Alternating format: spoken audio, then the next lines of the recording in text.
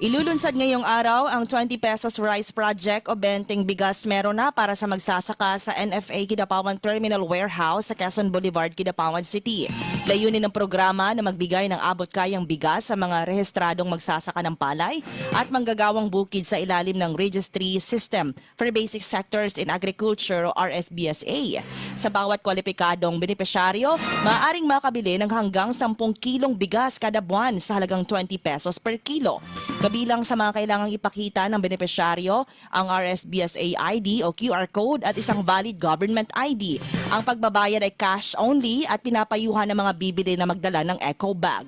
Ayon sa NFA at Department of Agriculture, ang proyekto ay bahagi ng programang Kadiwa ng Pangulo sa ilalim ng Bagong Pilipinas upang suportahan ang mga magsasaka at tiyaking may murang bigas sa merkado.